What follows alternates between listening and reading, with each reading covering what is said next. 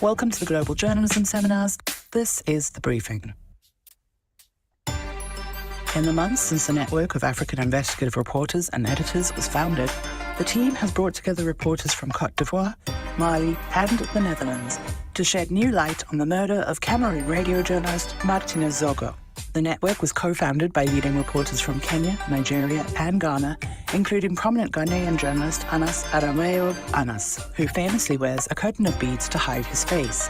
When we asked 14 reporters how important they felt cross-border collaboration was to the future of investigative journalism, 64% of respondents said such collaborations were extremely important. When we asked whether it was acceptable for investigative journalists to conceal their identities in regions where their work puts them at risk, 42% believed it was acceptable and 21% were unsure. Today, we are joined by Anas to mark the one-year anniversary of Aremeyaw. Anas has won awards and critical acclaim for his investigations that name, shame, and jail perpetrators of human trafficking, child abuse, and government corruption. We'll discuss the significance of anonymity in investigative journalism and delve into the role of cross-border collaborations in shaping the future of journalism. That's The Briefing. Let's begin.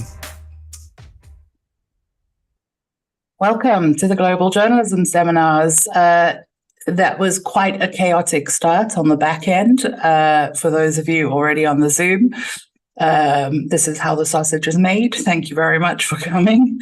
And let's begin. I'm so very pleased to be marking the one-year anniversary of the Network of African Investigative Reporters and Editors with Anas today. Anas's work has won many awards, including the CNN African Journalist of the Year, GIJN's Global Shining Light Award, Ghana Journalist of the Year, and we're honored to have some of your time today, Anas. Thank you so much. Thank you very much. I think for those who are not familiar with you and your work, we probably should start with the story of the beads. How long have you been wearing them and why? I've been wearing the beads for the last 20 years, 2 decades in my profession. And it's a sign of anonymity. No story is worth a reporter's life. You need to be able to live. And we live in different environments. So we adopt the methods to keep safe. And for me, I choose the beads because it's very African. I can get in Nigeria, I get it in Côte d'Ivoire, I get it in South Africa. So it's just a symbol of power and a symbol of strength in the Inky fraternity. Yeah. Do they make you feel powerful? Well, they make me feel strong. I wouldn't, the word powerful is too strong, but it makes me feel that I have the capacity to be the voice of the voices. Yeah. The voice of the voiceless. And where do you have a single supplier that you go to every time, or do you mix it up? I have a single supplier who does it all. Fantastic. All colors, depending on the outfit. Brilliant. Brilliant. Coordinated bead accessories. Correct. I love it. And you're famous for some other disguises too. I heard that you once disguised yourself as a rock for an investigation. Is that true? Can you tell us the story? That's correct. We were in a desert area where the place was very plain, and we needed to track the activities of some smugglers. And there was the need to get a pattern of how the rock looks like, so that we can carve it out, and then I'll be in that man-made rock. So it's not, it looks horrible, but it's not a very complex system because it can be built and all you need to do is to get in it, and then that's it. How long did you have to sit in the rock for? Say that again. How long did you have to sit inside the rock? Well, we had it was for a month-long investigations, but we knew the times that these people will pass. So whenever between the hours of 5 and 6 p.m. in the evening, that's when they come with their horses and cattle to pass by. So maybe an hour each day of the investigation. It's brilliant. I'm pretty sure you're the only journalist in the world who can say you got your story from the inside of a rock, which is just I love that. What are some of the advantages? You've spoken of a sense of safety, a sense of strength, but what are the other advantages of anonymity for investigative journalism as a whole? See, I have played many roles undercover. I've been a patient in a psychiatric hospital, been a prison inmate, I've been a lawyer, I've been a female in investigation. So the power of keeping yourself anonymity is that power that allows you to tell a different story each day because people know you. And that power gives you the capacity to still do this work and be able to move freely in society in certain areas without being noticed that this was the person. People can be very diabolic, and not everybody forgives. Forget not, my work is about naming, shaming, and jailing. People go to jail. And so some people become very bitter. And if you know about my story on Chinese sex mafia, they were jailed 45 years. MV Benjamin Ricardo, they were jailed 8 years. Nana Kwesi Agyeman, a man who raped girls as young as 3, was jailed for 15 years, and a host of others. So I walk around having my anonymity, knowing that that is the only room that I can hide. That's the only room that the whole team can hide and be able to tell the next story the next day. We heard in the opening video that when we polled journalists, 21% were a little bit unsure about whether it was okay to have anonymity. What are some of the common criticisms or concerns that you hear about the anonymity as a tool? Well, people say, well, all other journalists keep their faces open. Christian Amapo is always on CNN. So why don't you be like him? What do you have to hide? But they forget that many other journalists also keep dying too because they are easily identifiable. And people also say, well, why are you anonymous? And you are anonymous because you definitely know that what you are doing is wrong. That's why you have chosen to be anonymous. If what you are doing is right, why can't you just be open and walk close, walk for everybody to see you in society? So people share different perspectives. Like I said, the temperature is different depending on where you go. It is up to you, the journalist, to determine where you have to adopt anonymity and use it, and when you don't have to. So it's a matter of choice to make, whether you think in the region you live it's safer for you or not. For example, if there's a journalist in America, his environment would be different. A UK journalist will have a different story. A South African journalist will have a different story. A Cameroonian journalist would have a different story, depending on the temperature. Yeah. Well, what about how do you respond to the kind of criticism of, oh, but how are you held accountable? Well, accountability is defined properly in my work. For example, when I say you're a criminal, I show you the evidence of how you stole, when you stole. And my work is not just there. It stands the test of time. It goes to the court of law. I am a lawyer myself. I testify in the docket, and you are allowed to have your lawyers to cross-examine me. So all these stories I have mentioned, where people have been jailed, they had a function. They had people representing them. So the rule of law is adopted. So I say, when I'm criticized, that I have a transparent system. If you are not a thief, why are you afraid? Yeah. And am I correct in saying that you literally had attempts on your life as a result of your work? On many occasions, numerous times. I mean, as for danger in this way, I'm so used to it that when I do a story and I don't get threats, it sometimes feels like the story has not been properly done. But it is not about me alone. Many of our colleagues on the continent also face similar threats. There are countless examples I can give.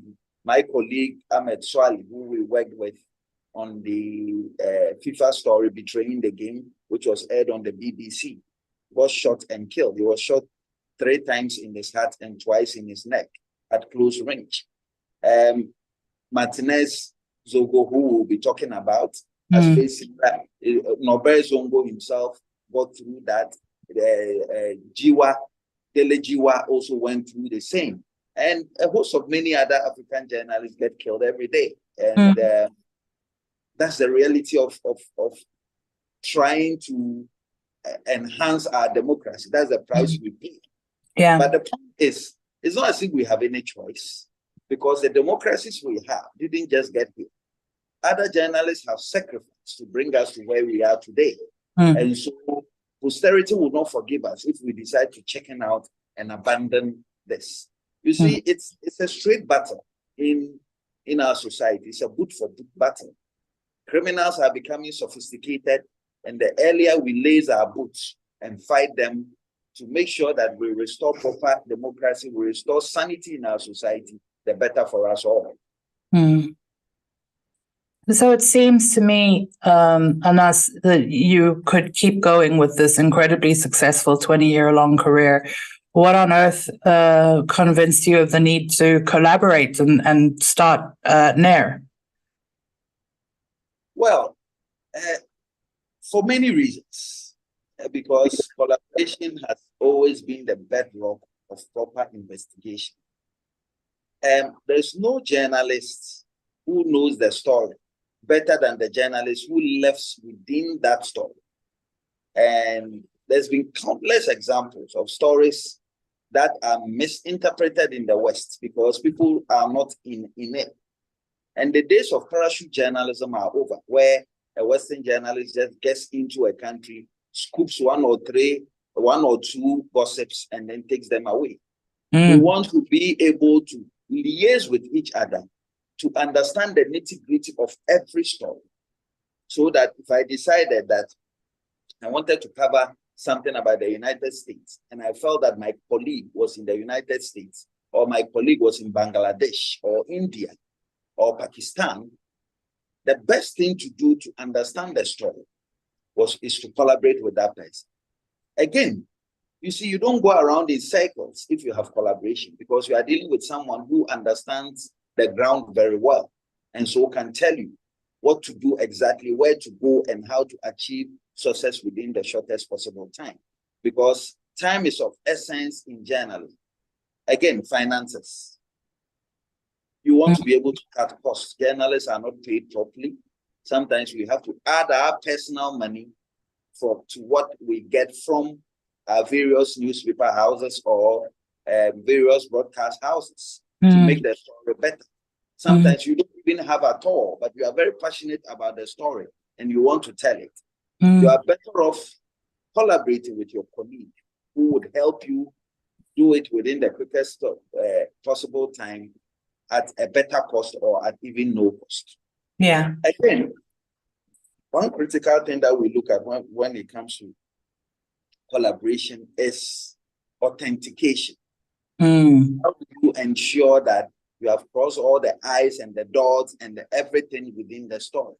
How do you even ensure that the story that you are telling is new or old? Who will do the background search for you? Who will tell you the history? Who will tell you where the last person who worked on the story got to, so that you can get a new element? How do you build the wow factor in your story? You can only do that if you collaborate with your colleague. And solid investigations have been done worldwide through collaboration. So I see collaboration as a key component. And if you see me at the network of African investigative journalists and editors, NAIR, it is for the same reason that we all come together anytime we think that there is something to push.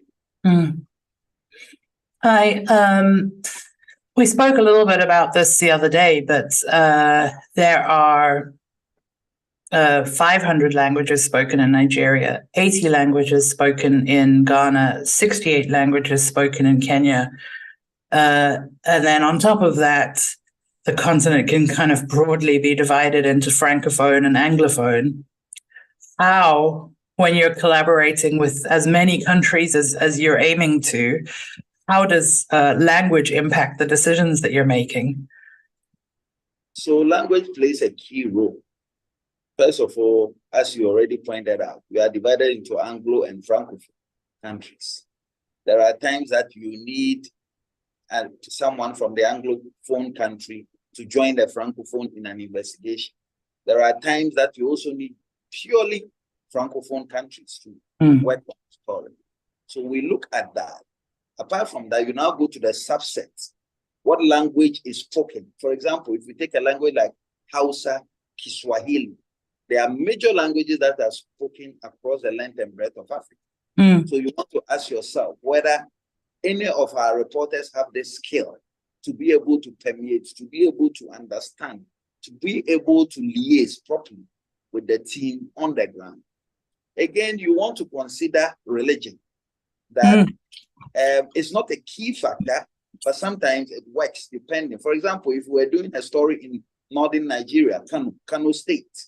Yeah. Yes, Christians can do it better, Buddhists can do it better, and many more other religions can also do it. But I want to say that a Muslim is properly in the right space because it's a Muslim territory to understand. People feel more comfortable going to such places to open up and tell them the story than what a Christian or a Buddhist or a traditional African religion person will get.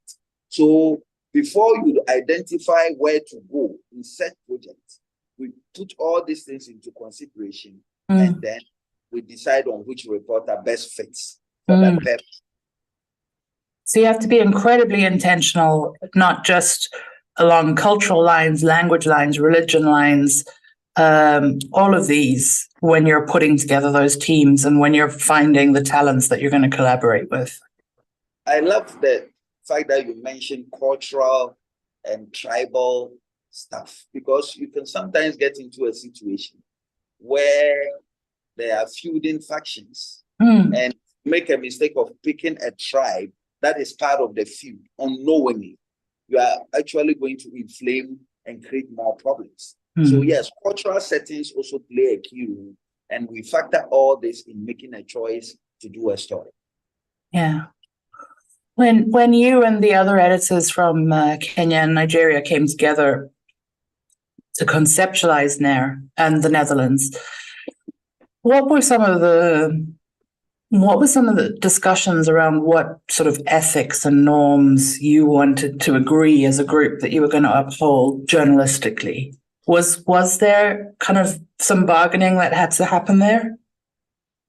Yeah, I think that fundamentally we all agree with the principles and tenets of journalism across the rules remain the same.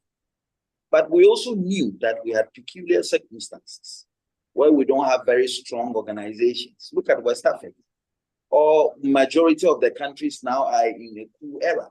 There are many coup d'etats. Many Africans are being killed. So we occupied a unique space and a very powerful brand also, because we are talking of powerful journalists across the continent coming together to make a decision.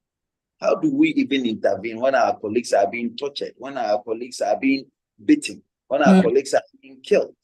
So for us, this was a pivotal time to stand together to say, hey, how do we intervene without anybody's assistance from the West, without a CPJ, without reporters, without borders, without all of them? How can we as African journalists on our own mobilize resources, mobilize human resource, mobilize brains, mobilize technical to assist us ask the real questions?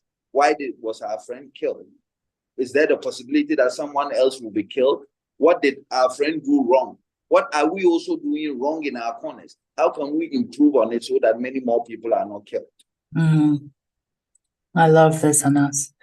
I want to ask, when you are very intentionally choosing what talent is going to collaborate together, and I think we can talk a bit more about this when we talk about Zogo, which I really want to get to. But when you're choosing that talent, do you have any rules about who is considered a journalist? Would you ever, for example, collaborate with a social media influencer who is doing journalistic work but not in a formal newsroom? So we sometimes we get stuck in semantics of the who's and hows. Yeah. By doing so, we lose the story. Mm. First of all, you put yourself together because your colleague is dead. You Yeah. put yourself together because you know that the more time you waste, the more others die. You know that even with Zogo, after that, immediately someone also was killed. Also around Zogo's story. Maybe if our intervention was earlier, the person would not have been killed. So we race against time to be able to say, okay, what's this shade? Yes, we're going to do all the selections that we talk about. But fundamentally, when it comes to the meat of the thing, we ask ourselves, who can provide that meat for us? And if it's a blogger who has the information, if it is a seamstress who has it, we are happy to have the person on board. For us, the facts that will lead us to the truth would always be the most important. The rest can be looked at and considered later. Agreed. I think a lot of journalism could benefit from less semantics and more action. Let's talk about your colleague, Zogo. It must have been an incredibly difficult story to plan and execute. How you looked into his murder. Are you able to tell us a little bit about how you put the reporting team together and how you what resources were in the back room to support their efforts to find the truth? First of all, the Zogo Arizona project started with a very difficult meeting. Difficult meeting because here were us African journalists meeting together and asking ourselves,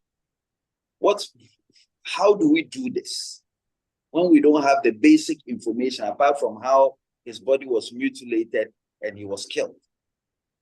How do you put this together? But as the discussion kept on going, we realized that, okay, yeah, we can learn from our colleagues. And again, that's another cross-border. That we know our colleagues in Arizona did a project somewhere, I think in 1986, I can't remember the time properly. And so why don't we borrow from that format? Hook, line, and sinker, and say, how do we identify colleagues within Cameroon and outside Cameroon who know the story to go and work on it? So yes, it was a difficult moment in the beginning. But once you begin to realize that you are all powerful blocks and the unity or your coming together could mean a lot. Then the meeting started becoming interesting. People started contributing. We realized that, hey, even within us, we have the story. We have the resources, the human resource. We have the people with the right attitude to get into the atmosphere to find the story and bring it out. And we were happy for once we knew that, yeah, just by talking, just by discussions, we have the capacity to tell the story and to stop our other colleagues from being killed. The second option was, how do you get the resources? It was not easy getting resources. I don't want to get too much into that. But here was us starting a new project. And I want to be thankful to our colleagues at SAM who provided all the support that we needed, who reached out to the people that they needed to reach out to put us where we are. They gave us the organizational structure. They gave us the confidence that together with NER and SAM, we could do something great. And I'm very happy that the results that came out was good. Yeah. Tell me how many people were put on the ground, and do you have any sense of whether, I'm not sure what to call them, whether the political intelligence apparatus in Cameroon was aware that foreign journalists were in the country working on this story? I wouldn't be surprised because don't forget that we announced the Arizona project. And if you read The Guardian, the article that I did with Evelyn, you realize that we announced it before we got in.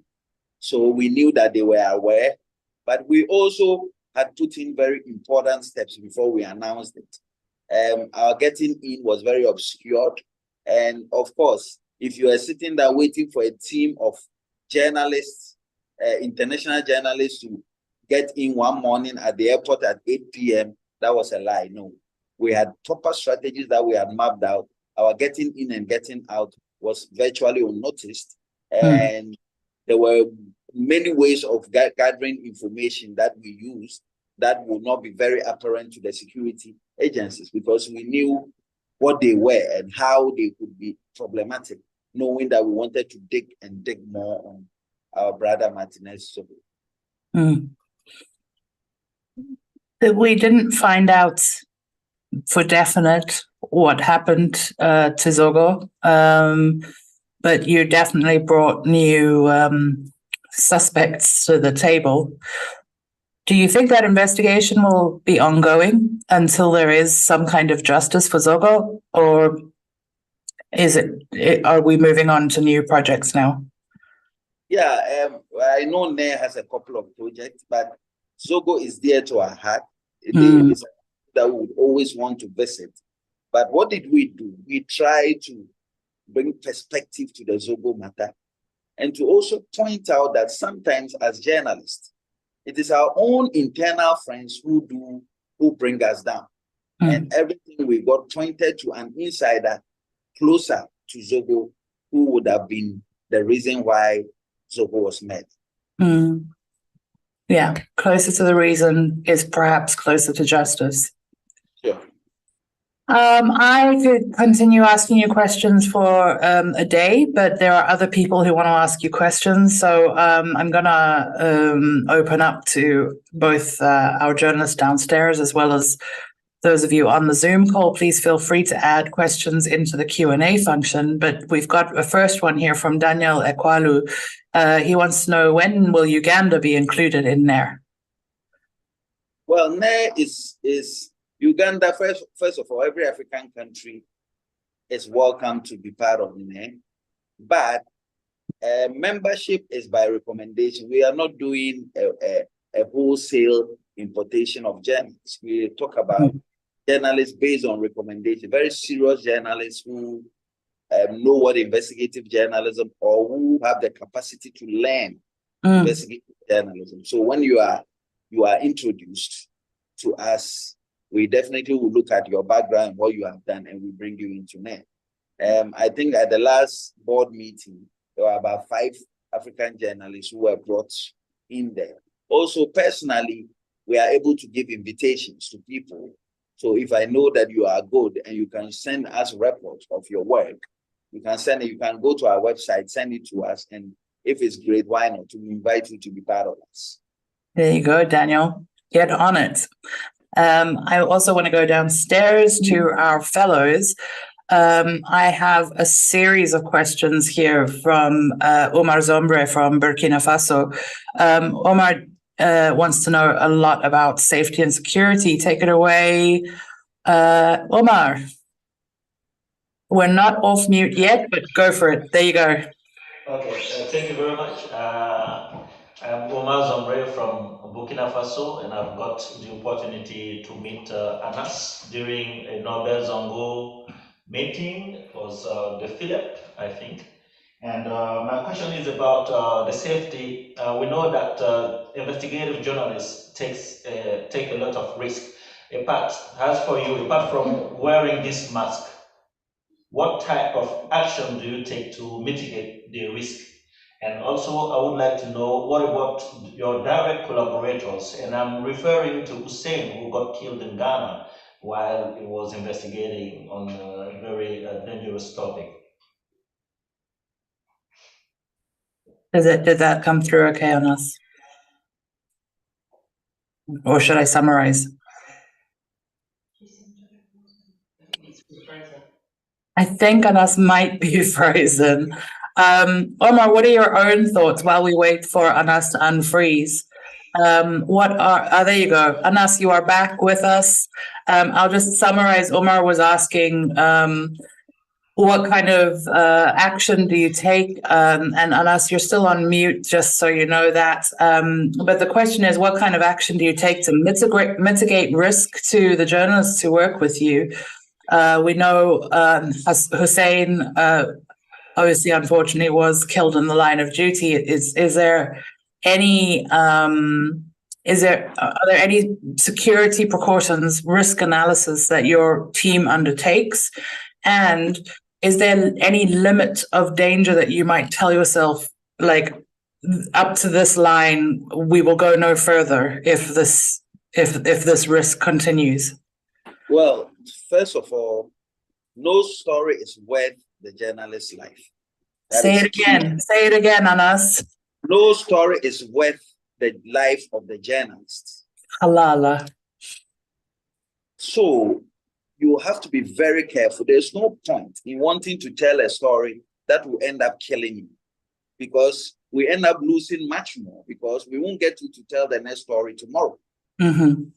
So yes, safety precautions are key to the work we do. So there are basic tools that my team we employ to keep ourselves safe. But usually from our studies, the danger is created by the journalist himself. Most of the time, we don't close our ranks very well when we break big stories. And so we have a whole security protocol that we go through to ensure that our journalists are safe. I think that differs from country to country and the type of danger that you face. But at a better time, when we meet on this platform, we can do a whole course on security. But key takeaway point on security is that you must always have a backup. And this is international, even with the BBC, with the Al Jazeera, all these people I've worked with, there's always a plan B. And there's always the need to look within your house.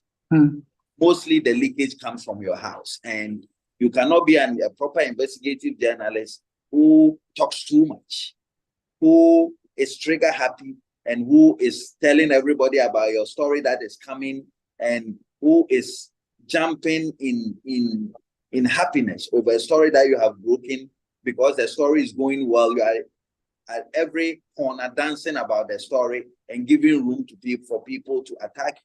Now, there are journalists who have done stories and they call the people they did the story about to tease them, that you see what my story has done to you. And all these things are things that as journalists we must eschew to ensure that we have some level of reasonable safety among us. There's another question about security for you from Hong Chao from China. Hong Chao, do you want to ask your security question? Sure. Hi. I just shout because I'm a bit far away. I guess my question is more about feasibility and the practical side.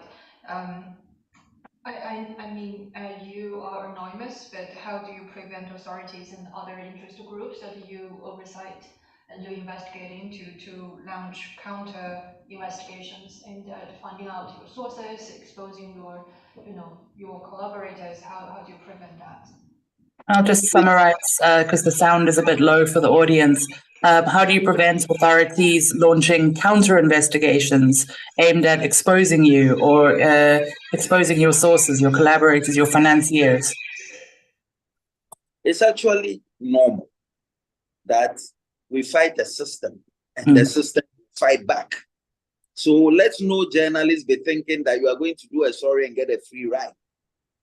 They are going to come after you. If it's not the system, which is the government system, it is a cartel or a gang that will definitely come after you. So let nobody think that there's any opportunity for you to even think that nobody is coming after you. So in doing your story, if you take into consideration that all these people will be coming after you, what do? You build a solid point.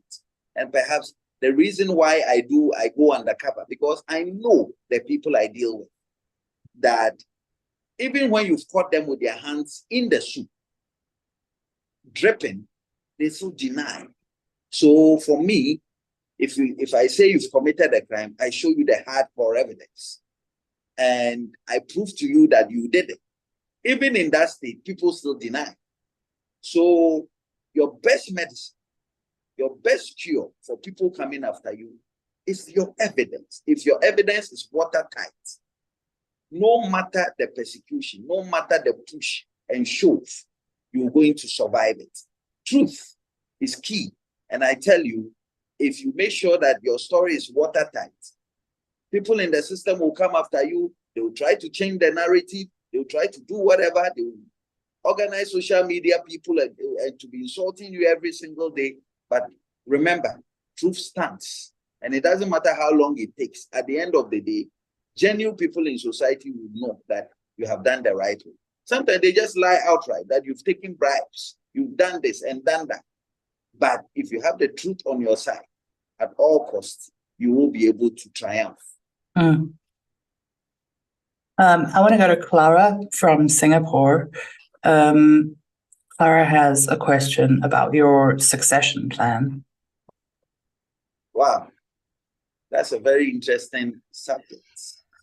So, Clara, do you want to take it away? Yeah. Hi, I'm Clara from Singapore. So Yeah. you've spoken in interviews about your succession plan should anything happen to you, but at the same time, you have become this iconic personality where people fear you and you're almost mythical when they talk about your name. So how do you think the work that you do would change if it was no longer you at the helm?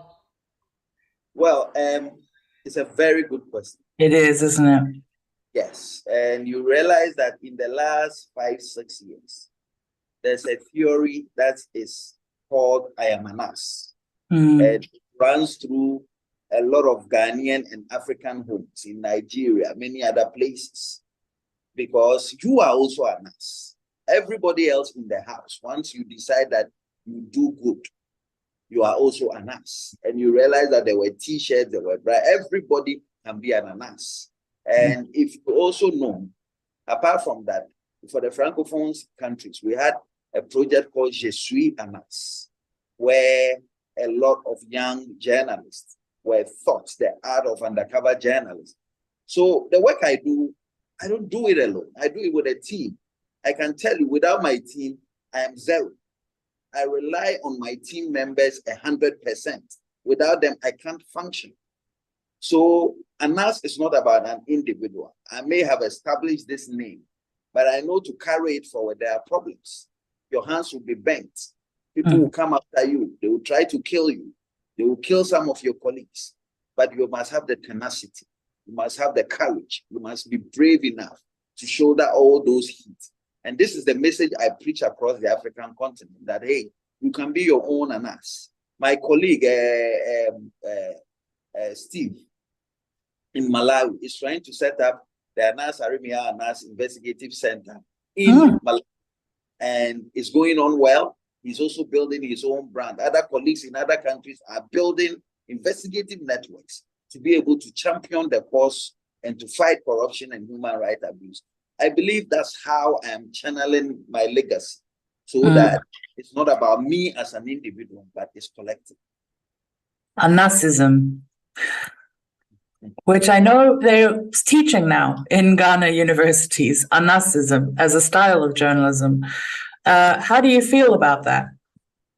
I feel good that the journalism that we do should not only be people reading in their bedrooms, but we should elevate it to academia, because it's the only way we'll keep our prints in the annals of history forever. And it's not about me alone. I think that my colleagues doing well elsewhere should also look towards academia, because you want students to learn the art. You want students to know the things you did. And if you have academia joining, and I'm glad that a lot of people are now doing a lot of research papers across the continent. There's a lot of academic material. And so, in short, I'm happy about anarchism and the fact that many universities, not only in Ghana, even in the West, I've spoken to many universities across. I keep getting invitations to speak at such, to educate people on how to develop such brands. We've got some questions online. Afia Ofosu wants to know if you're a young journalist who wants to pursue investigative journalism, can you still make a living? Afia must be from Ghana. Afia, yes, you can make a living. I learned a lot under the formidable and energetic hands of Abdul Malik Bekuba. And he taught me that take your journalism very seriously. If you do, you are likely to get other stuff going. You are likely to have international collaboration that will bring in some money to your team. And I also think that on the side, no journalist should just be content with journalistic work. You should also try to be industrious yourself so that you can be able to mitigate some of the hardship, because you have a family, you have brothers and sisters, you have a mother. And so you don't just say, I'm working from a shift of 9 to 5 and that's it. There are many other times that we have time on our hands as journalists and we don't use it for good things, or we don't put it to a better use. So a combination of these factors of being industrious and taking your journalism serious can help you sustain yourself very well. So we know for you and us, you are a lawyer, a trained lawyer, working as an investigative journalist, but also running a PI agency. Correct. Yes. Is that maybe a model that other aspiring investigative journalists might copy? Yes, I think education is key. People get stuck in their guns. Like, yeah, I've trained as a journalist and that's it. But I'm saying that you can be a researcher. You can go ahead, pursue a law degree. Right now, my colleagues in law, if they have any investigation, I'm the first person they knock on my door. I can't even do their jobs. There are plenty. I don't have time for them. Yeah. So I'm saying that if you don't envelope yourself in one form and you want to look beyond, you realize that there are many opportunities for journalists to open up and still be journalists and still be able to contribute to a better condition, their own personal conditions. And like I said, the field of academia, there are many journalists who do journalism and are lecturers as well. There are many journalists who run other private, so there's a host of opportunity. You can be a lawyer, you can go on to become a doctor, you can do whatever. And I encourage many African journalists that it is not about numbers, but we are not talking more about quality.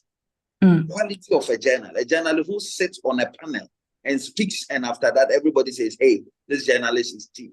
So let's not throw away education at all in building our lives. Which again, to be fair, not many Western journalists are under that kind of pressure to have 3 different side hustles to make their work sustainable. But it really does underline the need for a collaborative network where people are in the background supporting you. When you do have precious time to devote to journalism, there's a network that you can collaborate with. I totally agree with you. We operate from different, I keep saying that we operate from different places. You must look at the climate and then be able to adjust to that climate. So yes, I agree with colleagues in the West who are doing just one jobs and they are okay with it and all that. But I think for us in third world countries and in Africa, it might be better that you improve on your journalism. It's the same journalism, but you've got to be improving it every day if you want to sustain yourself. And here's an interesting question from Riddell Chukwuegno. He says, what about the diaspora, the journalists who want to continue doing investigative work in African countries who are now off the motherland? Well, I think it's pretty simple. People from the diaspora come here every day. And when they have issues, we collaborate with them. So you are welcome. Any day, anytime, reach out to any of us and we'll be able to collaborate with you. It's great. The NAJ, Network of Black Journalists in America, I got an award from them. And they are journalists in the diaspora. And a lot of them come to Ghana, some go to Nigeria, and we collaborate with them. Even as I speak, one African-American journalist has just arrived. And we have a meeting in a few days over a story she's here to do. So you're always welcome. I've got a question from Shika Shalini in India. Simple, asking for advice for a person who hasn't yet gotten into investigative journalism. For the young people, what is the first step that you would advise? Well, I think that, first of all, believe in yourself and believe that we all make mistakes, and that you are not a magician to start investigative journalism and get it all right. We all made our mistakes. So when you are making mistakes, don't think that it means you are bad at it. It's the perseverance and the persistence that can lead you to a greater height. Also, remember that investigative journalism is about patience. If you're a trigger-happy personality, you will not be able to do it successfully. Take your time, peel the onions from layer to layer, gradually, and you'll be able to be successful with it. I also know that people talk about the fact that it's expensive. Yes, it is. But not all stories are very expensive. Sometimes the story that we are doing is just near our backyard, and we pass there every day. So do not put in your mind that you have to pay a lot to do investigative journalism. No. Just start it at your corner, at your pace, and you will make it. Anas, let's talk a little bit more about NAIR as we're reaching the end of our hour together. You said if people want to get in touch, they can go to the website. What is the website? And what information do you need from people if they want to get involved in the network? What kind of information should they be supplying? Well,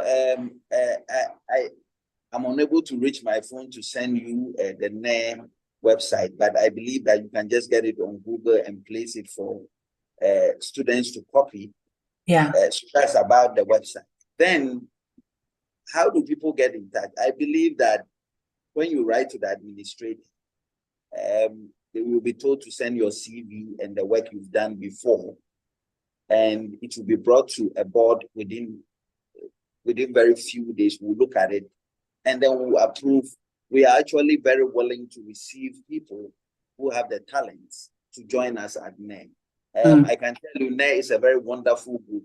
If you are a person in NAIR, you have access to many African journalists, and that will help build collaboration, because your individual stories, anything you want to check, any organization, any issues that you have, you are able to put it on the table, and within a twinkle of an eye, somebody has a solution.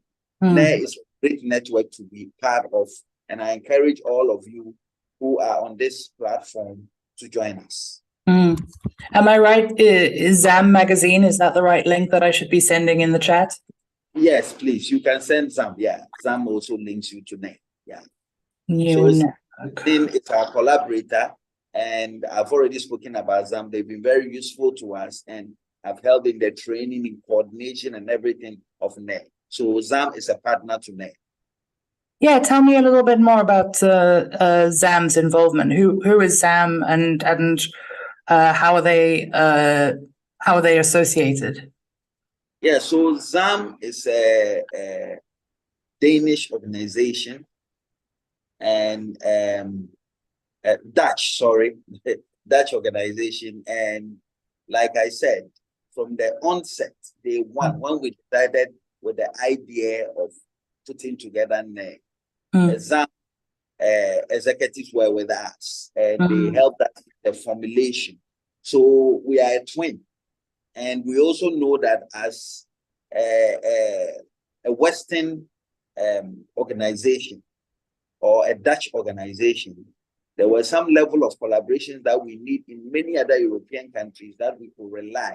So it's a partnership like a marriage, where we understand each other and we come in for each other to help us together to fight issues. So it is not surprising that this investigation was done by NAIR and ZAM. And we think that even for further works that we have in the pipeline, it will still be ZAM and then NAIR, unless we get other partners who are also willing to join. Partnership is key, and we are talking about cross-border investigations now. It's all about proper partnership and how to move forward. This is a perfect segue to my last question for you, which is from Kashmir Nima. Kashmir says, an issue that frequently accompanies investigative journalism, and I'll add, particularly in the Global South, is the perception that their endeavors are financially intertwined with or affiliated with international organizations. Consequently, a matter of reliance or impartiality arises, as your endeavors resemble a project for which you bear accountability to your financial backers. Have you encountered this difficulty? What are your opinions regarding this matter? And that's from Casimir in the Philippines. That's a very interesting question. It's an issue we're waiting with. And I have asked myself several questions. Okay, so a donor wants to give us money to fight crime in our society. Somebody's point is that, well, what is the interest of that donor? I think the key question I ask this is very personal. I want to fight crime in my society. And to be honest, where the money is coming from is important, yes. But I'm more focused on getting the crime thing done. I'm not saying that I'll go and take money from a cocaine dealer or a murderer to do a story. No, that's not what I'm saying. But I don't take this to the extremes.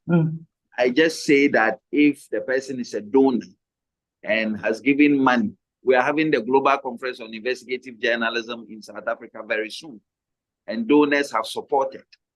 If donors are supporting a worthy cause and there's no red lights on that donor, I don't see any reason why we should not take money from that person to enhance ourselves, to fight crime within our society.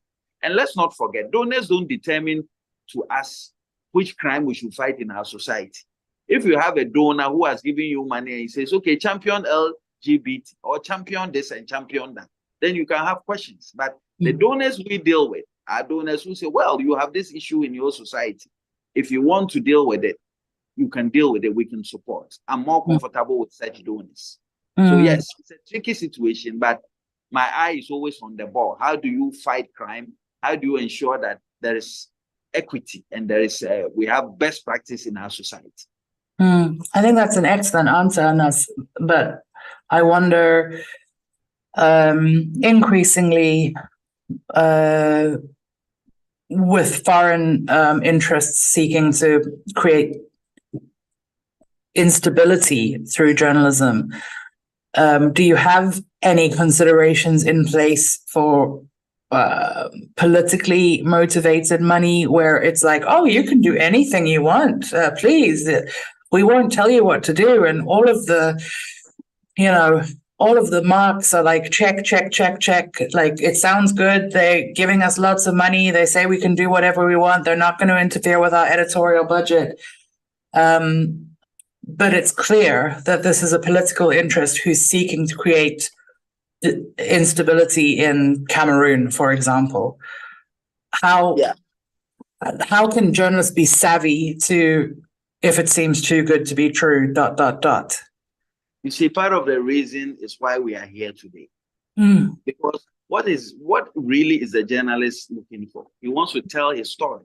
He wants to be able to report the deaths in Israel or Palestine or Gaza. He wants to be able to tell the story in Ukraine the way he wants to tell it. And he's looking for tools that can help him tell that. It's not necessarily money. So if we can have such collaborations and there's a network that can assist this journalist to tell his story, you think he will have time for a donor? He doesn't have time. So building such networks is important. And talking about issues of how to enhance ourselves as journalists, to have that internal power, how to even train our media houses to be able to be self-sufficient and to be able to generate income, to be able to tell our own story. It's part of the reasons why we are seated here today. And I think if we push these frontiers of making sure that our media house becomes self-sustainable, then no amount of donor support is even needed. Or even before the donor support will come, the critical stories will be told. And it's not, if you talk to those who apply for donor support, it's not easy. A lot of hundreds of pages of writing, you have to answer this, answer that. It's not comfortable. Any journalist worth his salt, who has his own resources, who can self-generate resources, wouldn't even look at a donor, would have nothing to do with a donor. Thank you. Anas, your time has been so valuable. There, I've got a page of notes just from 1 hour spent with you. I think it's so beautiful the way you exhort young journalists to make mistakes, because that is how the best of everyone learns. And I just wish you and Nair and any attempt to collaborate every success. Is there anything that we can do as a journalistic community to support this initiative? Yeah, I want to thank all of you for this opportunity. And for Reuters, it's an honor to be here. I'm an alumni. I have attended some of the courses, and we are happy as Nair, either me or any of our colleagues, to be on this platform any day, anytime we are called. We'll be happy to share more. And we are also open to learning a lot from this same platform, because it's an incredible platform that all journalists must look up to sharpen their skills. Perfect. Thank you, Anas. Go well.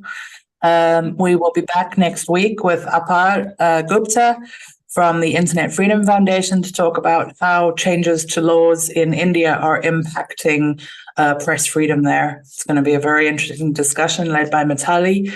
Anas, go well, go with God. We will see you soon. Our door is always open to you. Thank you very much. Thank you.